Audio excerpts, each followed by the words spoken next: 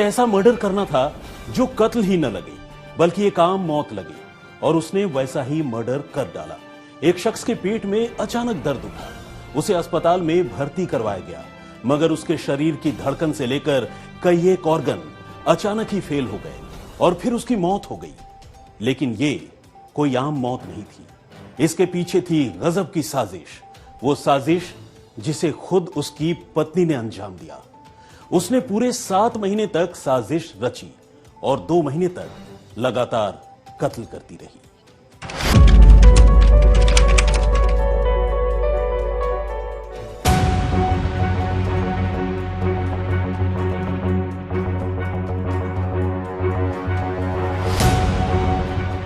कपड़ों के कारोबारी कमलकांत शाह को अचानक पेट में काफी तेज दर्द की शिकायत हुई। पहले तो घर वालों ने इसे मामूली परेशानी ही समझा और डॉक्टर के पास गए। डॉक्टर ने भी अपने तौर पर दवाएं दी और उन्हें घर जाकर आराम करने को कहा। लेकिन राहत की बात तो दूर, उनकी परेशानी बढ़ती चली गई और आनन फानन में उन्हें अस्पताल में भर्ती करवाया गया।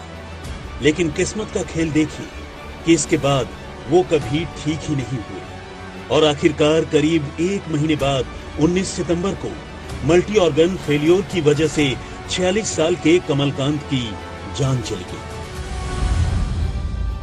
Kamalkant Kapurchand Shah, age 46 years. इसको 3/9 को बॉम्बे हॉस्पिटल शिफ्ट किया था। पहले 4 दिन इधर था क्रिटिकल अंधेरी में, तो वहाँ से उसको बॉम्बे हॉस्पिटल 3 तारीख को शिफ्ट किया था, 3 सितंबर को। तो वहाँ पे उसका दिन ब दिन तबीयत खराब होती जा रही थी, तो डॉक्टर उसका डायग्नोसिस कर रहे थे। वेरियस टेस्ट करने के बाद लास्ट में उसको डॉक्टर को डायग्नोसिस किया कि उसके ब्लड में या बॉडी में कुछ सस्पिशियस मेटल पाए गए और डायग्नोसिस और उसका ट्रीटमेंट चलते उसका डेथ हो गया 19 तारीख को, 19/9 को। मौत से पहले तो खैर डॉक्टर उनकी बीमारी की वजहों को समझने की कोशिश कर रहे थे, लेकिन मौत के बाद कोशिश मौत की वजहों को जानने की होने लगी और इत्तेफाक से उनकी जो ब्लड रिपोर्ट डॉक्टरों के सामने थी वो किसी का भी दिमाग घुमा देने के लिए काफी थी। डॉक्टरों ने पाया कि कमल के खून में मेटल यानी धातु की मात्रा काफी ज्यादा थी, जी सामान्य से 100 गुना ज्यादा, और इनमें भी 2 धातुओं की मात्रा कुछ इतनी ज्यादा थी जो इंसानी शरीर के लिए न सिर्फ बेहद घातक होते हैं बल्कि ऐसे धातु के किसी भी इंसान के शरीर में पहुंचने पर उसकी मौत तिल तिल कर होती है।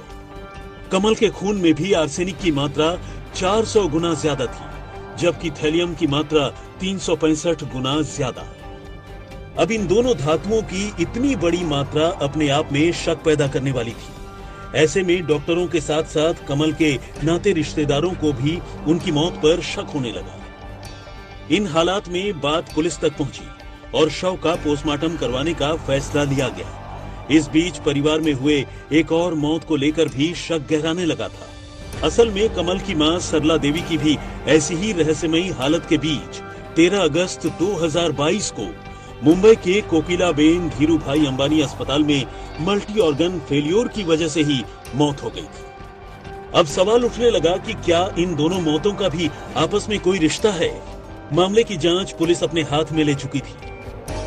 पुलिस ने कमल की पत्नी काजल के साथ साथ परिवार के दूसरे लोगों से भी पूछताछ शुरू की और इस कोशिश में पुलिस को कई चौंकाने वाली बातें पता चली।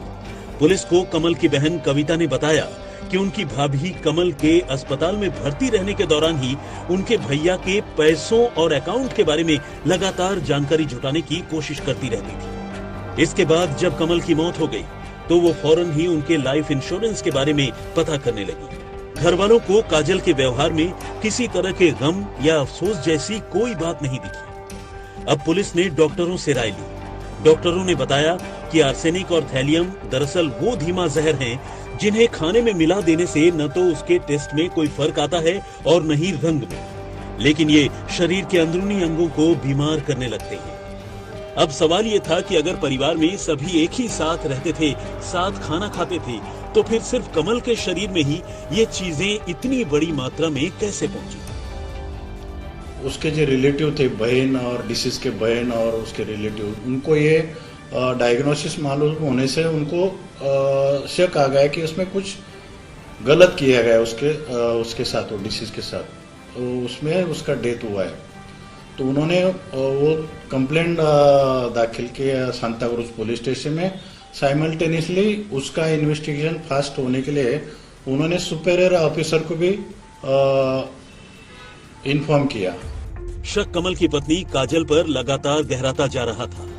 अब पुलिस ने काजल की सीडीआर यानी कॉल डिटेल रिकॉर्ड निकलवाई और इसी सीडीआर की जांच में जो कहानी निकलकर सामने आई उसने पुलिस वालों को चकरा दिया।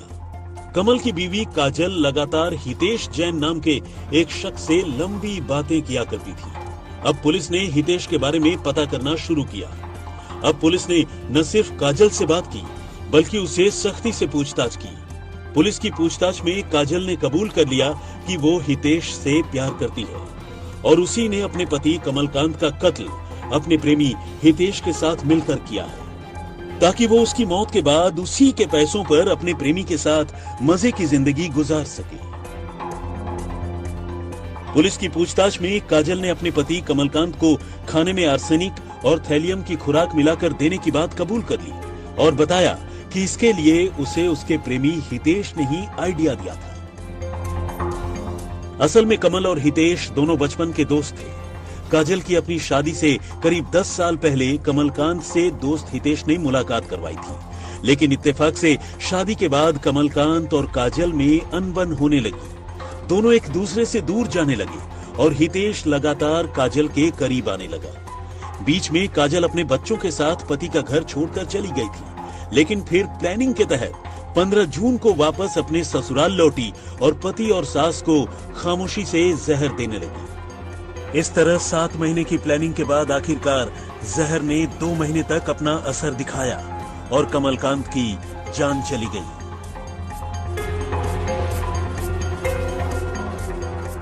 काजल तो गिरफ्तार हो चुकी थी, लेकिन अब उसके आशिक हितेश को अपनी गिरफ्तारी का डर सताने लगा था और इसी डर में उसने पुलिस से बचने के लिए एक और साजिश रची। उसने अपने किडनैप होने की झूठी कहानी गढ़ दी और जब तक पुलिस उस तक पहुंचती उसने बताया कि वो खुद जुर्म का शिकार है। उसे कुछ लोगों ने किडनैप कर लिया था और उसे बुरी तरह से मारपीट कर शाहपुर में नासिक रोड पर फेंक दिया। जब पुलिस ने उसे गिरफ्तार किया तो उसके शरीर पर जगह जगह चोट के निशान थे। हालांकि जब पुलिस ने उससे सख्ती से पूछताछ की तो पता चला कि ये चोट उसने खुद ही अपने शरीर पर लगाए थे ताकि पुलिस को अपनी झूठी कहानी से उलझा सके और गिरफ्तारी से बच सके। जो मेटल बॉडी को नुकसान पहुंचा था, ऐसे मेटल उनको दिए गए और उसमें ही उसका डेथ हुआ है।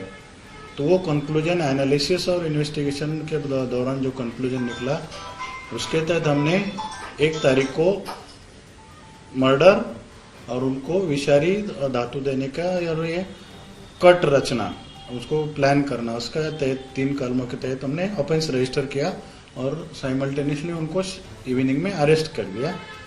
अरेस्ट किया उनको, उसमें डिसीज की पत्नी है और उसका बॉयफ्रेंड है, दोनों को अरेस्ट किया है और उनका रिमांड 8 तारीख तक है पुलिस कस्टडी में।